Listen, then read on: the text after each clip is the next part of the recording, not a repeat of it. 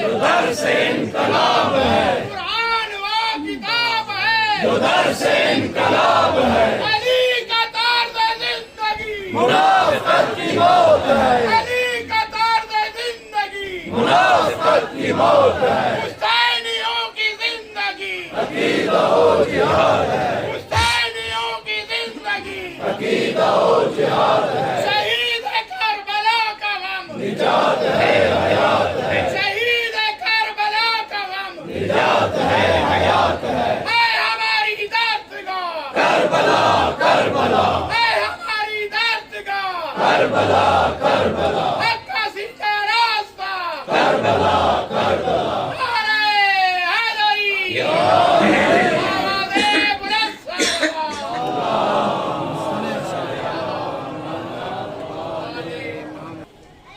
اعوذ باللہ السمیع العلیم من الشیطان اللعین الرجیم بسم اللہ الرحمن الرحیم الحمد للہ الواحد الاحد الباری الصمد الذي بمشیته اراد وقصد وبحکمته خلق وأوجد وإلى معرفته هدى الناس وأرشد والصلاة والسلام على أول العدد السيد الأوحد والرسول المعتمد والجوهر الممرد والدر المنزد والنور المجسد ابی القاسم محمد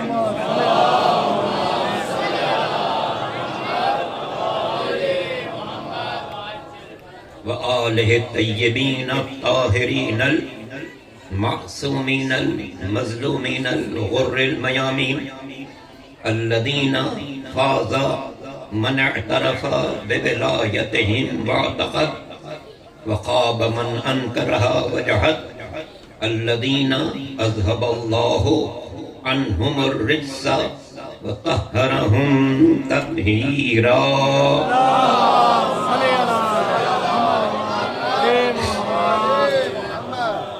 واللعنة الدائمة الباقية على أعدائهم أجمعين من الأزل إلى الأبد أما بعد فقد قال ماجد الأمجد في كتابه الممجد وقوله المسدد بسم الله الرحمن الرحيم فأقم وجهك للدين حنيفا فطرة الله التي فطر الناس عليها لا تبديل لخلق الله ذلك الدين القيم ولكن أكثر الناس لا يعلمون صلوات محمد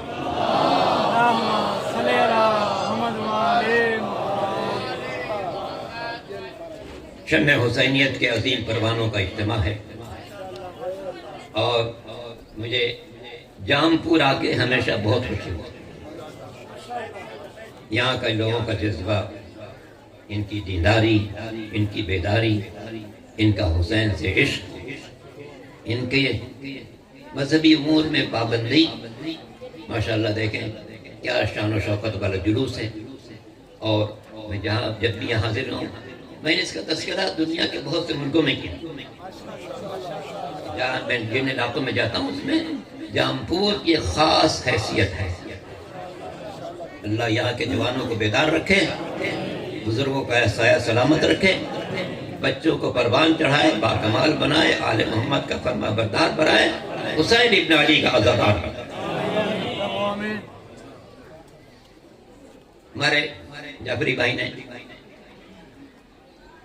فرمایا تو ہے کہ باقی کوئی پابندی نہیں ہے، لیکن مشکل یہ ہے کہ مجھے 5 بجے وہ مجھے 7 بجے ملتان پہنچ جانا ہے، کیونکہ ہمارا رات کو 2 بجے سے پڑھیں، تو اس لیے جتنا گنجائش ہوگی۔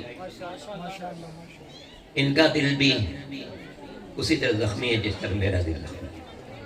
اللہ ان کے فرزند کو جنت الفردوس میں اعلیٰ مراتب عطا فرمائے۔ سورہ مبارک روم قرآن مجید کے سوروں میں سے اس کا نمبر 30 ہے اور آیت کا نمبر بھی 30 ہے۔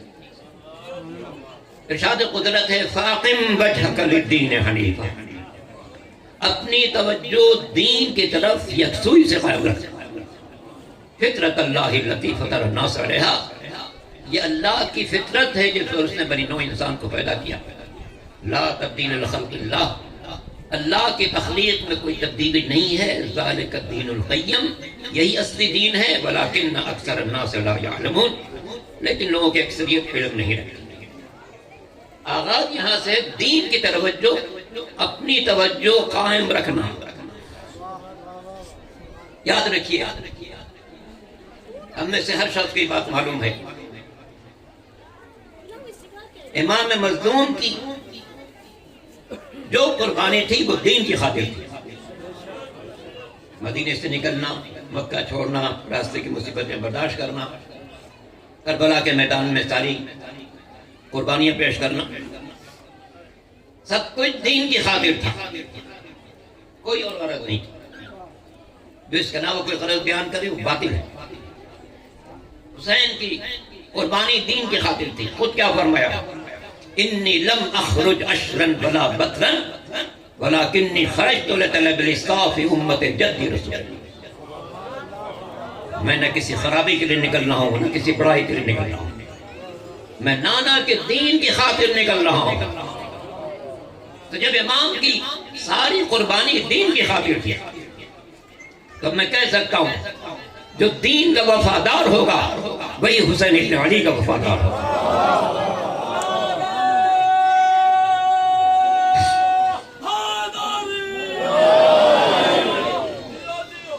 جو دین کا وفادار ہوگا وہی حسین ابن علی کا وفادار ہوگا، اور دین کا وفادار نہیں ہے وہ حسین ابن علی کا وفادار ہے۔ ہم پر اللہ کا احسان ہے کہ اس نے ہمیں حسین کے گھرانے سے وابستہ کرا۔ یہ دنیا بھی انہی کے صدقے میں پیدا ہوئی ہے، آخرت بھی انہی کے صدقے میں ملنے والی ہے۔ کائنات میں کچھ نہ ہوتا اگر اہل بیت کو پیدا کرنا مقصود نہ ہوتا۔ حدیث کے سر میں آپ پڑھتے رہتے ہیں کہ مالک دو جہاں نے مقرب فرشتوں کو مخاطب کر کے کہا انی ما خلقت سماء مبنیتا ولا ارضا مدحیتا ولا قمرا منیرا ولا شمسا مضیئتا ولا فلکا یدور ولا بحرا یجری ولا فلکا یسری الا فی محبت هؤلاء الخمسة الذین هم تحت الکسا۔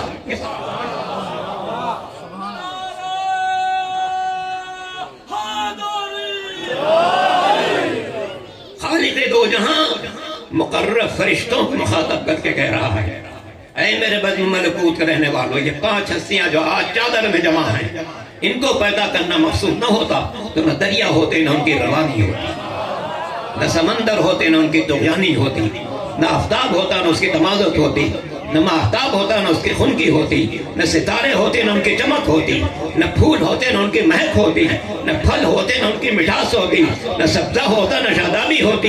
کائنات میں کوئی روشنی نہ ہوتی اگر مصطفیٰ کی روشنی، مرتضیٰ کی روشنی، مجتبیٰ کی روشنی، فاطمہ زہرا کی روشنی، خاتون جنت کی روشنی مقصود نہ ہو۔ یہ پنجتن کی روشنی ہے۔ سچ کہا شاعر نے، بیدم یہی تو 5 ہے مقصود کائنات، بیدم یہی تو 5 ہے مقصود کائنات، خیر النساء حسین و حسن مصطفیٰ علی۔ اور آج کا دن آپ جانتے ہیں، جمعہ کا دن، سرکار قائم آل محمد امام زمان عجل فرجہ شریف، ان تک ہماری مجلس پہنچ رہی ہے، پہنچ رہی ہے۔ خاص طور پر جمعہ کو عصر کو ہماری ہر نیکی پہنچے گی، تو کیا جام پوری کی مجلس نہیں پہنچے گی؟ امام وقت کائنات پر ناظر ہے، سب کچھ اس کے سامنے ہے، کائنات کو رزق مل رہا ہے امام زمانہ کے طفیل میں۔ ابھی آپ نے نماز جمعہ میں خطبے میں پڑھا بہی قامت السماوات والارض، امام کے وجود مقدس کی بنا پر زمین و آسمان قائم ہیں، وَبِيُمْنِهِ رُزِقَ الْوَرَى، انہی کے برکت سے مخلوقات رزق پا رہی ہے۔ الإمام المنتظر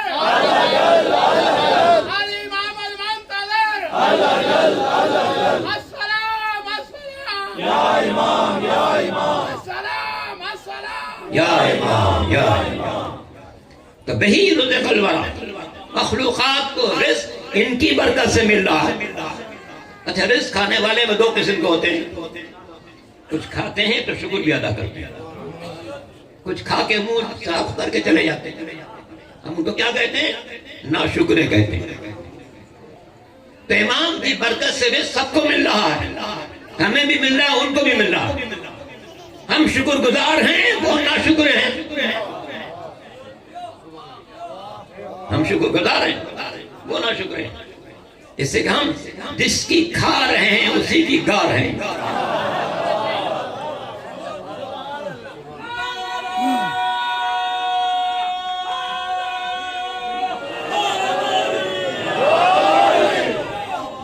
اور ہم انتظار کر رہے ہیں وہ آئے، اپنے جد کے نظام عدل کو قائم کرے، اپنے جد کے نظام عدل کو قائم کرے. مولا کائنات امیر المومنین علی بن ابی طالب علیہ السلام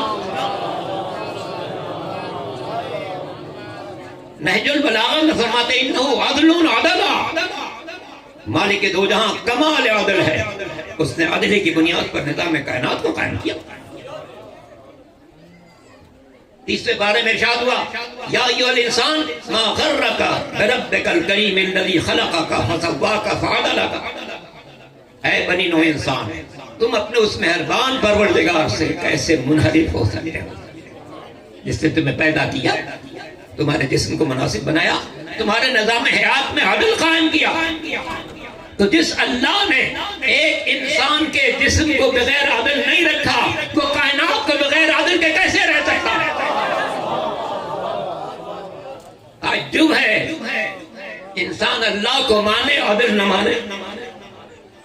ہم پر اللہ کا احسان ہے کہ اس نے ہمیں عدل کے ماننے والوں میں سے قرار دیا. اور اس سے بڑا احسان دنیا کی کوئی قوم، دنیا کا کوئی مذہب، دنیا کی کوئی ملت اس شرف میں ہم سے برابری نہیں کر سکتا کہ ہمارے سلسلے ہدایت میں کوئی غیر معصوم شامل نہیں ہے. آدم سے لے کے خاتم تک نبوت کا سلسلہ ہو، یا مولا کائنات سے لے کے قائم آل محمد تک امامت کا سلسلہ ہو، ہمارے سلسلہ ذات میں کوئی غیر معصوم نہیں ملے گا، کوئی غیر معصوم نہیں ملے گا. یہ وہ شرف ہے جس میں کوئی ہم سے برابری کا دعویٰ نہیں کر سکتا. دنیا کی کوئی قوم نہیں کہہ سکتی کہ ہمارے پاس کوئی غیر معصوم رہبر نہیں ہے. یہ ہم کہہ سکتے ہیں. اور اس سے بڑا احسان یہ ہے کہ ہمیں اس نے بہکنے نہیں دیا. ہم نے وفات پیغمبر کے بعد نہیں دیکھا حکومت کس کے پاس ہے، جاہ و حشم کس کے پاس ہے، مال و دولت کس کے پاس ہے. ہم نے یہ دیکھا ہمارا امام کہاں ہے.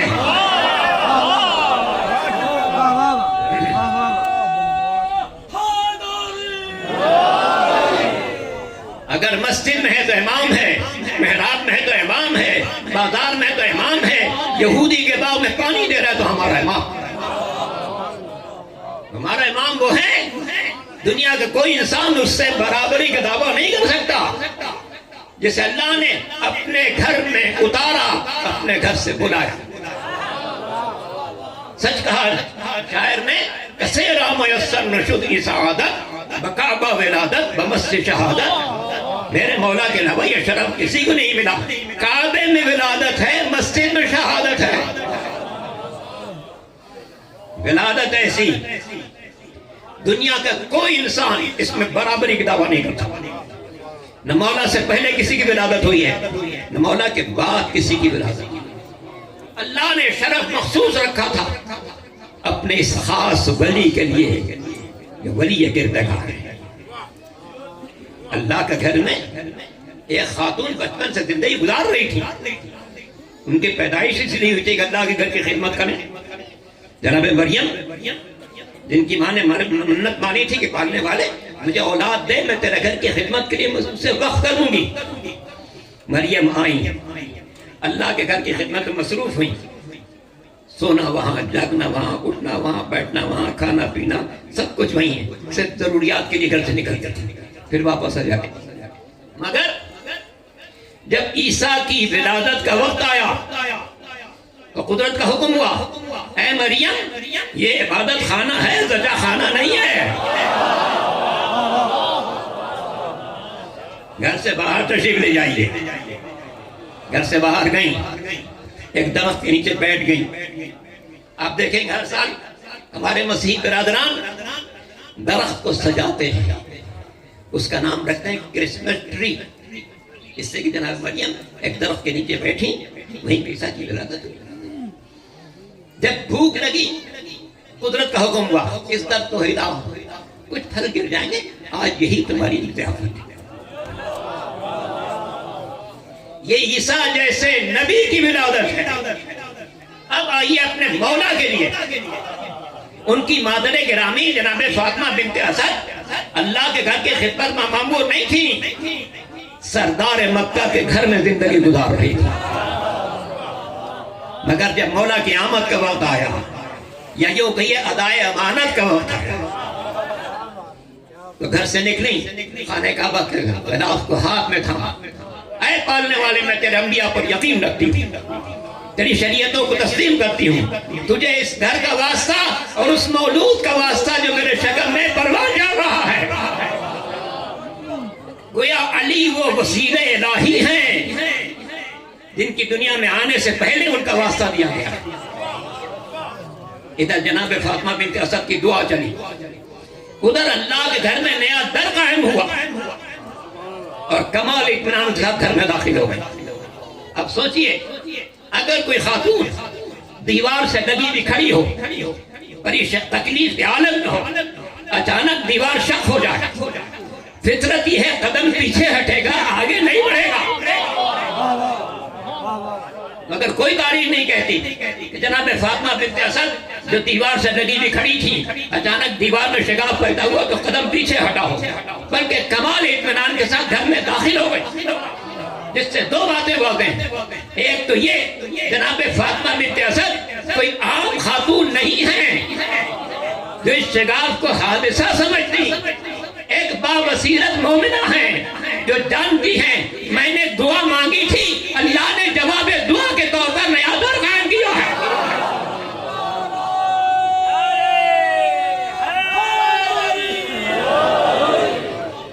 تو ایک تو وجہ یہ ہے وہ بابصیرت مومنہ ہے، جانتی ہے کہ میں نے دعا مانگی ہے، میری نیا در اللہ نے بنایا ہے، تاکہ جس دروازے سے بت پرست آتے ہیں اس دروازے سے بت شکن کی ماں نہ آئے۔ بت شکن کی مادر گرامی کے لیے نیا در قائم کیا ہے۔ تو ایک تو وجہ یہ ہے کہ وہ بابصیرت مومنہ ہے، دوسری وجہ یہ ہے جناب فاطمہ بنت اسد ماں ہیں اس ولی پروردگار کی جس کا قدم کبھی پیچھے ہٹا نہیں۔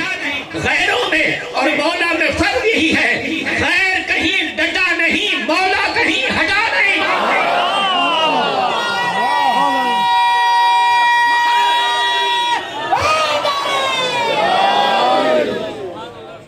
غیر کہیں ڈٹا نہیں، مولا کہیں ہٹا نہیں۔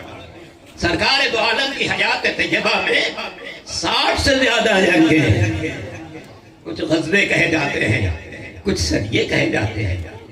جس جنگ میں حضور خود شرکت کرے وہ غزوہ ہے، جس میں نمائندہ بھیجے وہ سریہ ہے۔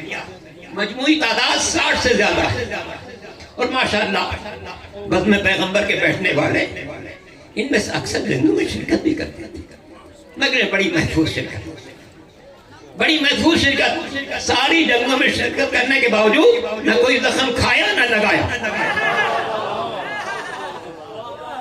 نہ کوئی زخم کھایا نہ لگایا، صاف ستھرے جاتے تھے، صاف ستھرے چلے آتے تھے۔ شاید کہا ہے کسی شاعر نے، لڑنے والوں کے رجسٹر میں کہیں نام نہ تھا۔ جنگ بدر کو دیکھا کوئی کارنامہ نہیں ملا، احد کو دیکھا پہاڑوں پر نظر آئے، خندق کو دیکھا، خیبر کو دیکھا، ذات السلاسل کو دیکھا، حنین کو دیکھا، لڑنے والوں کے رجسٹر میں کہیں نام نہ تھا، کھانے پینے کے سوا اور کوئی کام نہ تھا۔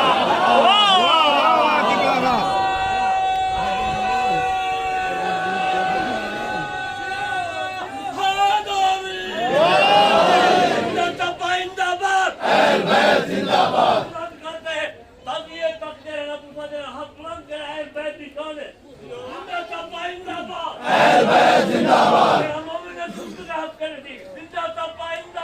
اہل بیت زندہ باد، اہل بیت زندہ باد، اہل بیت زندہ باد، اہل بیت زندہ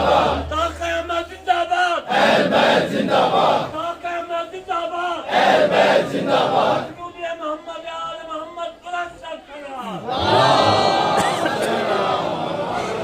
کوئی تو پوچھے ان کا پتہ، کوئی تو پوچھے ان کا پتہ، بھگوڑے مر گئے کسی کو کیا پتہ، کوئی تو پوچھے ان کا پتہ، بھگوڑے مر گئے کسی کو کیا پتہ، یہ بھی دیکھا ہے ہم نے رسول کی ہر جنگ میں، بس علی لاپتہ، وہ لاپتہ۔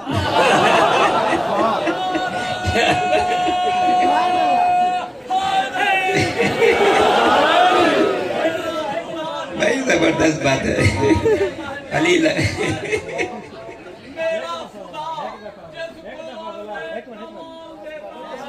ادھر ٹائم کیا نہیں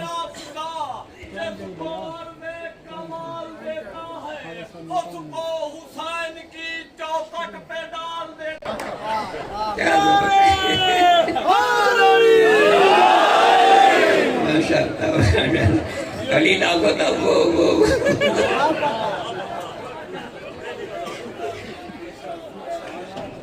اور یہ سب ترجمانی ہے سورہ بارکہ آل عمران کی آیت نمبر 153۔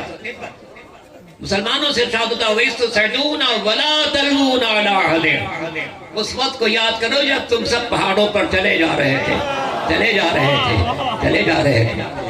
وہ سب چلے جا رہے تھے،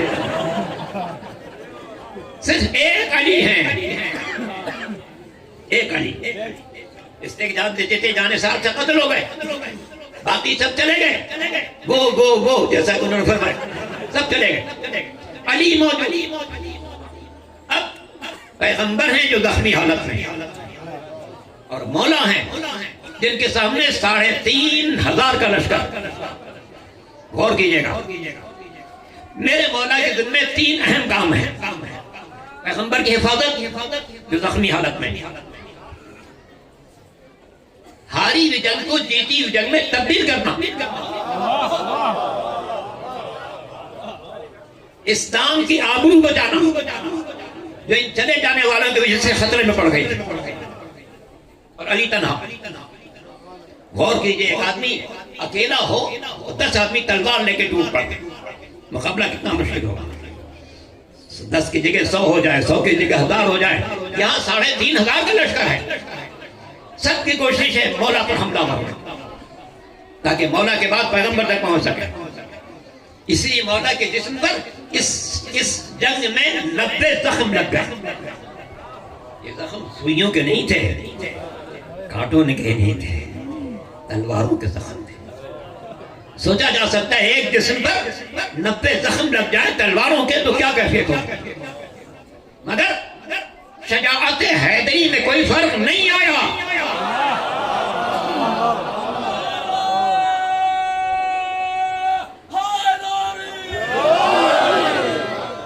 کبھی دائیں طرف حملہ کرتے ہیں، کبھی بائیں طرف حملہ کرتے ہیں، کبھی قلب لشکر میں داخل ہو جاتے ہیں، یہاں تک کہ لڑتے لڑتے تلوار ٹوٹ جاتی ہے۔ اب دشمن کو حوصلہ پیدا ہوا کہ اب تو علی کے ہاتھ میں نہیں، تلوار بھی نہیں ہے، اب تو مقابلہ آسان ہو جائے گا، مگر دشمن نہیں جانتا کہ کافر ہو تو تلوار پہ کرتا ہے بھروسہ، کافر ہو تو تلوار پہ کرتا ہے بھروسہ، مومن ہو تو بے تیغ بھی لڑتا ہے سپاہی۔ تو جب مومن بے تیغ لڑتا ہے تو جو کل ایمان ہوگا اس کی جنگ کا کیا عالم ہے۔ غور کیجئے، جب مولا کی تلوار بھی ٹوٹ گئی، اب لڑنے کا ایک نیا انداز اختیار کیا، جو مشرک سامنے آتا اسے پکڑتے فضا میں اچھالتے، اس کے پیچھے دوسرے مشرک کو اچھالتے، اس کے پیچھے تیسرے مشرک کو اچھالتے، یہ مشرکین فضا میں ٹکراتے جاتے، گرتے جاتے، مرتے جاتے، یہاں تک کہ دشمن کے دل میں حیرت پیدا ہوئی، آج علی نہیں لڑ رہے، اللہ کی تلوار لڑ رہی ہے۔ تو یہ واحد جنگ ہے اس سب کے چلے جانے کے بعد علی نے تنہا کامیابی سے حاصل کی. اور یہی وہ جنگ ہے جس میں مولا کو ستارہ امتیاز ملا ہے. ستارہ امتیاز چھوٹا لفظ ہے نا, مگر سمجھانے کے لیے.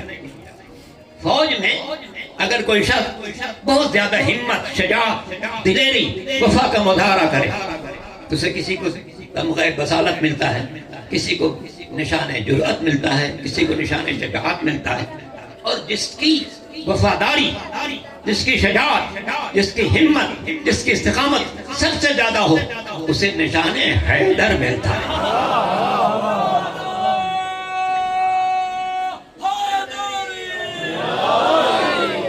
نشان حیدر ملتا ہے. کیا کھینچ لی جب میاں سے حیدر نے ٹیکے چولا تھا. واہ, برق چمکی ہو گیا ہر سو تلاتم آشکا. واہ, ساکنان نو فلک پہ تھی یہی ہر سو پکار. کون ہے ایسا جواں اور تیز ایسی آبدار. تھا زبان حضرت روح الامین پہ تار تار. شاہ مردان شیر یزدان قوت پروردگار. لا فتح الا علی لا سیف الا ذوالفقار. تو حاضرین گرامی قدر, جب سب چلے گئے, توجہ فرمائیے گا, ایک جملہ ہے. سب چلے گئے, پیغمبر نے مولا سے پوچھا علی تم کیوں نہیں چلے گئے؟ سبھی جا رہے تھے, وہ جیسا کن بتایا, وہ سب جا رہے تھے, تم کیوں نہیں گئے؟ علی کے لیے جواب کی بڑی گنجائش تھی. کہہ سکتے تھے ہاشمی جوانوں, ہاشمی جوان میدان سے نہیں موڑتے. یہ بھی کہہ سکتے تھے آپ کا علمبردار لشکر ہوں, میں کیسے چلا جاؤں. یہ بھی کہہ سکتے تھے آپ کی مدد کا وعدہ کر چکا ہوں, وعدہ خلافی کیسے کروں. مگر نہیں, چاہتے آج ایک فیصلہ ہو جائے. صاحبان دانش کا مجمع ہے, اور کیجئے. پیغمبر نے پوچھا یا علی تم کیوں نہیں گئے؟ مولا نے فرمایا اکفرت بعد الایمان, کیا میں ایمان کے بعد کفر کی طرف چلا جاتا؟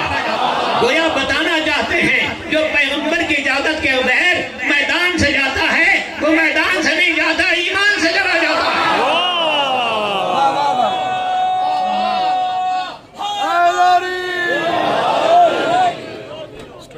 اللہ کا احسان ہے کہ اس نے ہمیں علی اور اولاد علی سے وابستہ کرا. یہ تذکرہ اس لیے ہے کہ دنیا کو بتایا جائے کہ آج دن کس کی وجہ سے قائم ہے, مسجدیں کس کی وجہ سے قائم ہیں. امام چہارم سید الساجدین حضرت زین العابدین علیہ السلام اتنی بڑی قربانی دی, حاصل کیا اور غیر معمولی قربانی. مردوں کا شہید ہو جانا, عورتوں کا قیدی بنایا جانا, غیر معمولی قربانی. پوچھا مولا آپ لوگوں نے اتنی بڑی قربانی دی, حاصل کیا ہوا؟ امام نے فرمایا انتظار کرو اذان کا. اذان میں اگر ہمارے جد محمد رسول اللہ کی آواز نہ بلند ہو سمجھ ہم ہار گئے, اور اگر محمد رسول اللہ کی آواز بلند ہو سمجھنا ہم جیت گئے. اس لیے کہ قاتل اسلام کو مٹانا چاہتا تھا, میرا بابا اسلام کو بچانا چاہتا تھا. اب قیامت تک جب تک اذان میں اشہد ان محمد رسول اللہ کی آواز بلند ہے اس وقت تک حسین کا تذکرہ زندہ ہے. حسین کا تذکرہ زندہ ہے. عالم دین آ چکے ہیں, میں منبر آپ ان کے حوالے جلدی کروں, غور کیجئے گا. یہ اللہ کا غیر معمول احسان کہ اس نے ہمیں ان کے در سے وابستہ کرا. مولا کائنات کی ذات انشاءاللہ یہ کورونا وائرس سے سب کو نجات ملے, سب آسانی سے زیارت کریں. آپ جب مولا کے روضے پر جائیں گے تو جو پہلی زیارت سامنے ملے اس میں جملہ ملے گا السلام علیکم یا نعمت اللہ علی الابرار. ہمارا سلام اے مولا جو آپ اللہ کے سارے نیک بندوں کے لیے اللہ کی نعمت بن کر آئے, اللہ کی نعمت بن گیا. اس لیے کہ آج دین کا ہر چراغ زندہ ہے, علی اور اولاد علی کی بنا پر زندہ ہے. اگر ان کی قربانیاں نہ ہوتی نہ یہ مسجدیں ہوتی نہ ان میں اذانیں ہوتی، نہ محرابیں ہوتی نہ ان میں سجدے ہوتے، نہ قرآن ہوتا نہ اس کی تلاوت ہوتی، سب باقی ہے اس مظلوم کی بنا پر جس کا سر نوک نیزہ پر بنا ہوا تھا۔ اللہ اکبر۔ عزیزان محترم، یہ ایام وہ ہیں، سفر کے ایام جس نے آل محمد شام کی منزل طے کر۔ جب بھی کسی نے چوتھے امام سے پوچھا مولا سب سے زیادہ مصیبت کہاں پڑی، رو کر فرماتے تھے الشام۔ راوی نے عرض کی مولا شام میں کون سی ایسی مصیبت تھی جس کا اتنا ذکر فرماتے ہیں؟ فرمائے اس سے بڑی مصیبت کیا ہوگی، محمد کی نواسیاں، علی و فاطمہ کی بیٹیاں بازاروں میں لے جائی جائے، رسیوں میں جکڑی ہوئی ہو۔ صاحبان غیرت کا مجمع غور کیجئے گا، اگر اس جامپور کی کسی شریف خاتون کو رسیوں میں جکڑ کر بازار سے گزارا جائے تو ہر صاحب غیرت اپنا سر پیٹ رہا ہوگا، ارے اتنی معزز خاتون کو رسیوں میں باندھ کر بازار سے گزار رہے ہو۔ مگر ہائے کوفہ شام، وہاں کوئی ایسا نہ تھا جو ان لوگوں سے کہتا کہ کائنات کی سب سے شریف خواتین تو یہی ہیں جو محمد کی نواسیاں ہیں۔ اور اعلان یہ ہو رہا ہے ہذہ صبایا من بنات رسول اللہ، اے لوگوں یہ اولاد رسول ہے جسے تحریک بنا کر لایا گیا۔ اللہ اکبر۔ ان میں علی کی بیٹیاں بھی ہیں، بہویں بھی ہیں، خاندان رسالت کی موجود خواتین۔ جب انہیں دربار یزید میں پیش کیا گیا، عجیب و غریب حالت، سروں پر چادریں تو نہیں تھی، ہر راستے کا غبار تھا جو سروں پر پڑا ہوا تھا اور ان کی مظلومیت کا اعلان کر رہا تھا۔ یزید نے جب ان بیویوں کو دیکھا، شمر سے کہا اے شمر تو کن کنیزوں کو لے کر آ گیا؟ اس نے کہا انہیں کنیزیں نہ کہنا، ان میں محمد کی نواسیاں ہیں، علی و فاطمہ کی بیٹیاں ہیں۔ اس کے بعد اس نے بیویوں کا تعارف کرانا شروع کیا، یہ علی کی بڑی بیٹی ہے، یہ علی کی چھوٹی بیٹی ہے، یہ علی کی فلاں بہو ہے، یہ فضہ ہے، یہ رقیہ ہے۔ کیا عالم ہوگا جناب زینب کا جب بیویوں کا اس دربار میں، شرابی کے دربار میں نام لیا جا رہا ہے۔ یزید نے شمر سے کہا اے شمر میں نے سنا ہے علی کی بیٹی علی کے لہجے میں گفتگو کرتی ہے، تو ذرا ساری عورتوں کو الگ کر دے، میں زینب کو مخاطب کروں۔ اللہ اللہ، علی کی بیٹی ہے، شرابی مخاطب کرنے والا۔ اب شمر ملون آگے بڑھا، ایک بیوی کے پاس جاتا تھا، سر پر تازیانے سے ضرب لگاتا تھا، بیوی سے جدا کر رہا تھا۔ چونکہ ساری بیویوں نے، ساری خواتین نے بیوی کو اپنے حلقے میں لے رکھا تھا کہ کوئی قریب نہ آنے پا۔ شمر ملون ایک کے قریب جا رہا ہے، سر پر ضرب لگا رہا ہے، زینب سے جدا کر دے رہا ہے۔ آخر میں ایک بیوی باقی رہ گئی، یہ کون ہے؟ یہ جناب فضہ ہے، جنہوں نے وہ زمانہ بھی دیکھا تھا جب اللہ کے رسول اسی دروازے پر آ کے سلام کرتے تھے، آیت تطہیر کی تلاوت کرتے تھے۔ اب جناب فضہ نے شہزادی زینب کو اپنے حصار میں لے لیا، کوئی قریب نہ آنے پا۔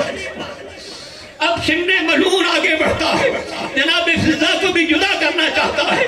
جناب فضہ کی نگاہ دربار پر پڑی گئی، جہاں پڑ گئی جہاں 700 حبشی مجاہد نظر آ رہے تھے، حبشی جوان نظر آ رہے تھے۔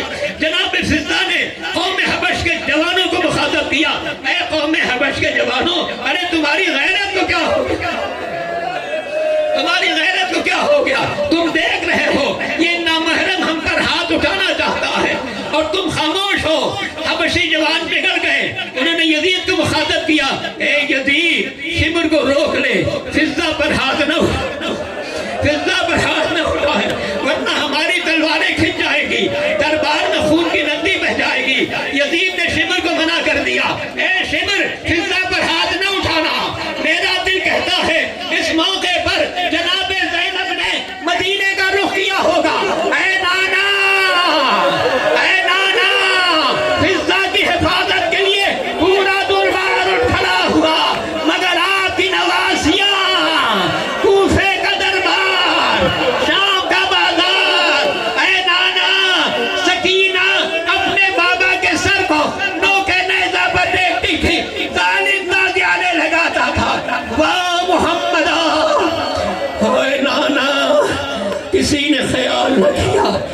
کا کلمہ پڑھتے اس کی اولاد کو رسیاں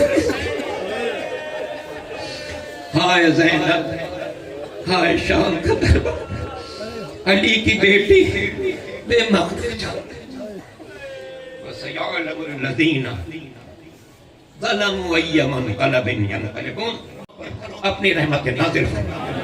یہ لوگ جس اہتمام کے ساتھ، جس خلوص کے ساتھ عزاداری منعقد کرتے ہیں، اس کا انہیں بہترین اجر و ثواب عطا فرما۔ حسینیت کے پرچم کو ساری دنیا میں بلند فرما، مقامات مقدسہ کی حفاظت فرما، بیماروں کو شفا کامل عطا فرما، جو پریشان حال ہیں ان کی پریشانیاں دور فرما، جو مقروض ہیں ان کے قرضوں کو ادا فرما، جو کسی قسم کی مشکل میں گرفتار ہیں ان کی مشکلات کو حل فرما، روئے زمین پر امن و امان قائم فرما، قائم آل محمد کے دور میں تعجیل فرما۔ ہم سب کو اس دنیا میں سرکار سید الشہداء کی زیارت نصیب فرما، روز قیامت ان کی شفاعت نصیب فرما۔ ربنا تقبل منا انک انت